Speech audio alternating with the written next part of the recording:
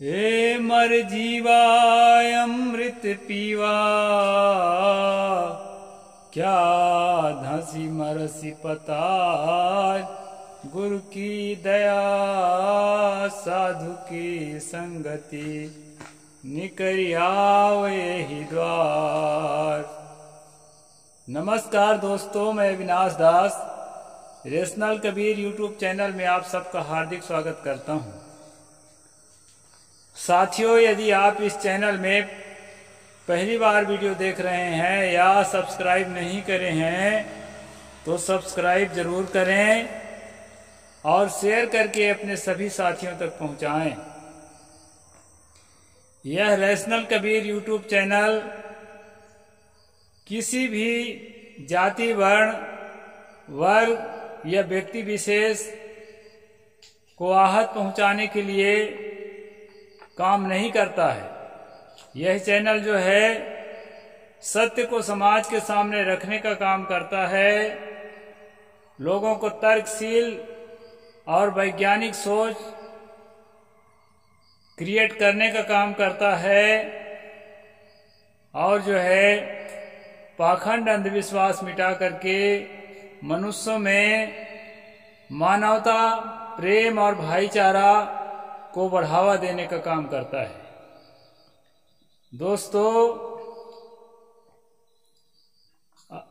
मैं अभी एक साखी बोला सतगुरु कबीर साहब का, ए मर जीवा अमृत पीवा, क्या धसी मरसी पतार। गुरु की दया साधु की संगति, निकर आवे ही द्वार। सतगुरु ने कहा कि ये मरजीवा कहते हैं गोता लगाने वाले को। जो गोताखोर होता है, पानी के अंदर से, समुद्र के अंदर से मोती निकालता है, रत्न निकालता है, मूंगा निकालता है, उसको गोताखोर कहते हैं। दोस्तों, वो तली तक पहुंच जाता है। सतगुरु कहते हैं, ये गोताखोर अमृत का पान कर पताल में धंसकर क्या मर रहा है, दलदल में क्यों घुसा जा रहा है। गुरु की दया साधु की संगति, निकर आवे ही द्वार। सच्चा जो गुरु है, जो सत्य का संदेश देता है, जो जीवन के कल्याण की बात बताता है, उसकी दया को प्राप्त कर और संतों की संगति कर। जो सच्चे संत हैं, जो पाखंड से, अंधविश्वास से आपको दूर करते हैं और सत्य का ज्ञान लखाते हैं और सहज अवस्था में, निर्वाण अवस्था में जीवन जीने के लिए साधना और ध्यान कराते हैं, उसकी संगत में लग। और यही एक रास्ता है जीवन के उद्धार का, और कोई रास्ता नहीं है। इस प्रकार सतगुरु कबीर साहिब ने कहा है। दोस्तों, हम अभी जो है ये किताब पढ़ रहे हैं, कबीर और रामानंद। ये परम पूज्य सनातन साहिब जी की रचना है। उन्होंने बहुत परिश्रम करके, अनेक ग्रंथों के शोध करके इस किताब को लिखा है। दोस्तों, इसलिए जो है इसको मैं आप सबको पढ़ के सुना रहा हूँ। और जो है जिनके डिटेल से खूब समझना है इसको, तो किताब भी अपने पास रख सकते हैं।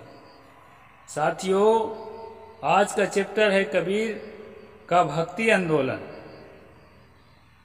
सभी प्रोफेसर्स जो है इसको भक्ति आंदोलन कहते हैं। इसमें भक्ति आंदोलन इसलिए लिखा है, दरअसल दोस्तों सतगुरु कबीर साहब ने मुक्ति आंदोलन चलाया था। भक्ति आंदोलन नहीं कहा जा सकता, क्योंकि ये आंदोलन जो है एक विद्रोही आंदोलन था और जो है शोषण के खिलाफ था। तो हम पढ़ते हैं दोस्तों आगे लेखक क्या लिखे हैं। संत कबीर मानवता की मूर्ति पर दुख कातर संत थे। उनकी निष्पक्षता, विनम्रता, सरलता तथा भक्तिमय उदात्त जीवन से नाना मत के साधु संत उन्हें अपना पथ प्रदर्शक मानते थे। उनको अनेक पंथ के लोग अपना पथ प्रदर्शक मानते थे। केवल उनके द्वारा जो निकला हुआ पंथ है वो तो मानता ही है, उसके अलावा भी अनेक संप्रदाय के लोग उसको अपना पथ प्रदर्शक मानते हैं दोस्तों। इसी से वे अन्य मत में के लोगों में संत शिरोमणि कहा है। कबीर के सामाजिक क्रांति शोषण के विरुद्ध उनकी बगावत ने उन्हें दलितों का मसीहा बना दिया। उनकी निर्भीकता, बिना लाग लपेट के दो टूक कहने की जो शैली है, अन्याय, अत्याचार, शोषण, ढोंग और पाखंड तथा अंधविश्वास के विरुद्ध उनके बगावती तेवर ने उनके व्यक्तित्व में चार चांद लगा दिया। निर्गुणी केवल नहीं वैष्णव विरागी, कबीर ने सभी को आकर्षित किया। संत पीपा, रैदास, सेन तथा धन्ना जैसे उस युग के महान संतों ने उनकी प्रशंसियां गाई है, उसकी प्रशंसाओं में कविताएं लिखी है दोस्तों। संत पीपा, सेन, रैदास, धन्ना, ये सभी संतों ने कबीर की प्रशस्तियां गाई है। और इतना ही नहीं, उनके अभियान अर्थात भक्ति आंदोलन में वे सब अंग संग रहे, उनको साथ देते रहे। साथ ही साथ पूरा का पूरा दलित शोषित समाज कबीर के झंडे के नीचे आ खड़े हुए थे। उन्होंने इन सबको संगठित कर उनमें चेतना का प्राण फूंका, जैसे कोई मुर्दा में प्राण फूंक दे। ये समाज जो है सदियों से मुर्दा जैसे हो गया था। शिक्षा से, दीक्षा से, जागृति से दूर रखने के कारण तो ये जो है उसमें सदगुरु कबीर साहिब ने प्राण फूंका, उसमें साहस जगाया और जो है दोस्तों उनको अपने पैरों पर उठ खड़े होने के लिए प्रेरित किया। सदियों से सोई जनता कबीर की एक आवाज से मानो जाग उठी थी। उस समय काशी में बुनकरों की संख्या बहुत ज्यादा थी, उन पर तो कबीर का प्रभाव था ही। वे इस भक्ति आंदोलन में क्या हिंदू, क्या मुसलमान, समाज के उपेक्षित, दलित, शोषित, जिनको अछूत कहा जाता है, बहुत बड़ी भीड़ हो गई। मुसलमानों के यहाँ भी जो दलित लोग कन्वर्जन किए थे, उनको वहां भी दलित और नीच कहा जाता था, आज भी कहा जाता है। इसलिए दोस्तों कबीर के झंडे के नीचे वे सभी आने लगे, भीड़ हो गई थी। भारत के कोने कोने में भक्ति आंदोलन की गूंज सुनाई पड़ती थी, जिसको हम लोग अभी मुक्ति आंदोलन कहते हैं। लगता था जैसे पूरा भारत जाति पाति, छुआछूत, वर्गवाद, वर्णवाद, ढोंग, पाखंड के विरुद्ध पूरे दमखम के साथ बगावत पर उतर आया है। निर्गुणी तो निर्गुणी ही रहे, वैष्णव, जोगी जति भी कबीर के स्वर में स्वर मिलाकर गा रहे थे। नाथ और सिद्ध संत तो पहले से ही वर्ण व्यवस्था और छुआछूत आदि के विरुद्ध कमर कस रखे थे।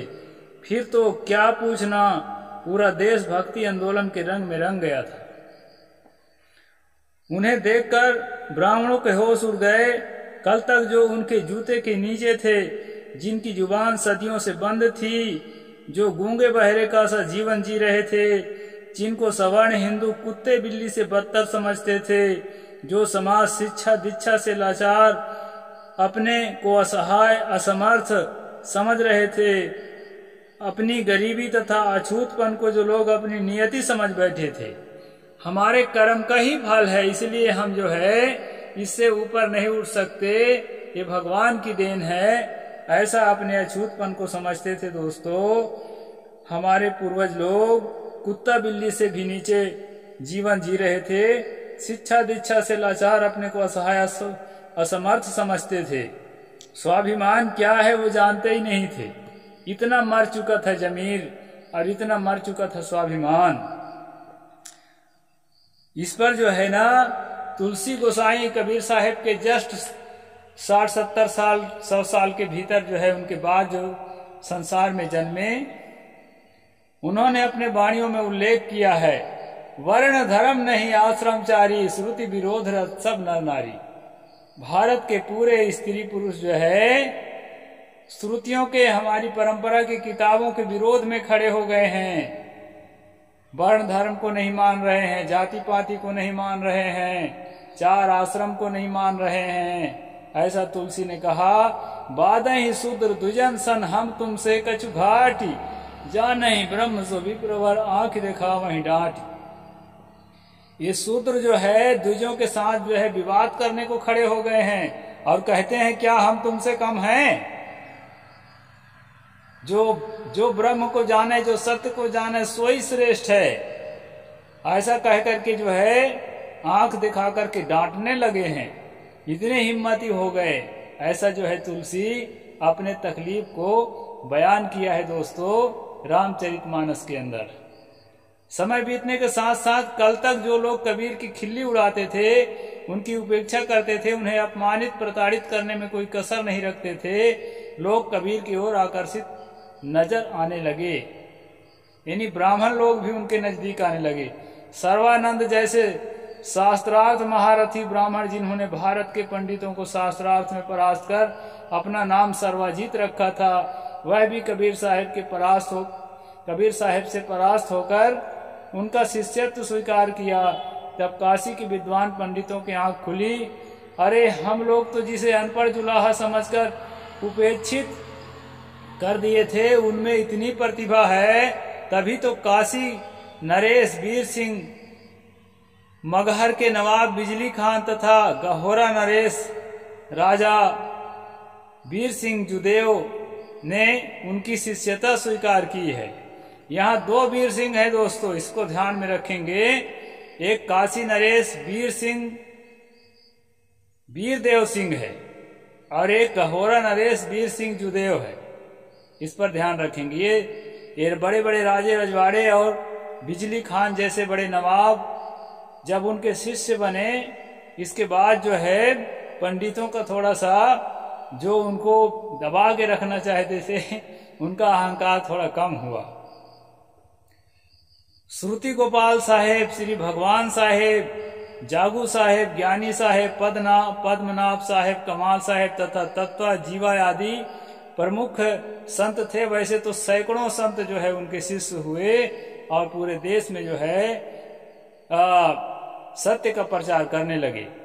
दोस्तों, भारत ही नहीं, भारत के बाहर बलख बुखारा जो आज अफगानिस्तान में पड़ता है, वहां के जो नवाब था अब्राहम, वह भी जो है कबीर साहब का शिष्य हो लिया और वहां तक भी पताका लहराने लगी।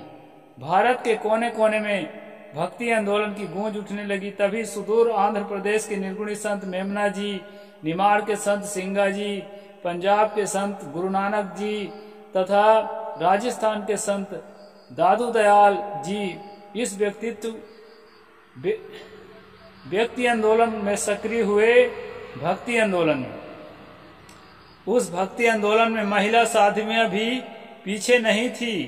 गुरुवर कबीर की परंपरा में शिष्य कमाली, प्रशिष्याएं बाबरी साहिबा, रत्नाबाई और भी जो दयाबाई, सहजोबाई इत्यादि नाम लेते हैं दोस्तों, बहुत सी महिलाएं भी शामिल हुई और जो है आंदोलन को आगे बढ़ाया। संतों के साथ कदम से कदम मिलाकर चल पड़ी थी। निर्गुणी और सगुणी के भेद भुलाकर सभी संतों ने भक्ति आंदोलन में भाग लिया। भक्ति आंदोलन का उद्देश्य था वर्णवाद, वर्गवाद, जात पात की संकुचितता से ऊपर उठकर मानवता का प्रचार करना और सदियों से दबे कुचले लोगों में साहस का प्राण फूंकना। इस पुनीत अभियान में पूरा भारत एक था। आगे चलकर इस अभियान में श्री धर्मदास साहेब, गरीब साहेब, चरणदास, सुंदरदास, रविभान साहेब, पलटू साहेब, तुलसी साहेब, बुल्ला साहेब, यारी साहेब, संत मत और कृष्ण कारखी और उसी से आने वाले समय में राधा स्वामी और जय गुरुदेव जैसे संत परंपरा भी भक्ति अलग जगा रहे हैं।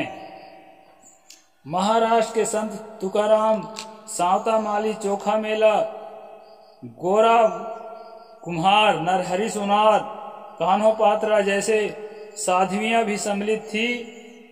इन महान संतों के भक्ति आंदोलन को आगे बढ़ाया, जिसकी नींव पूरा काल में हुए आलवार संतों ने रखा था। आलवार संत भी दलित समुदाय के थे दोस्तों, जिससे वैष्णव धर्म पैदा हुआ और वो वैष्णव धर्म आगे चल के जो है मनुवादियों का अखाड़ा बन चुका था। कबीर साहब ने कहा है ना, ब्राह्मण वैष्णव एक है जानी। तपः पूज संतों का सपना आज स्वतंत्र भारत में साकार हुआ, जिसकी घोषणा भारत के महान संत रविदास ने किया था। ऐसा चाहूं राज में मिले सबन को अन्न, छोट बड़ो सब सम बसे, रैदास रहे प्रसन्न।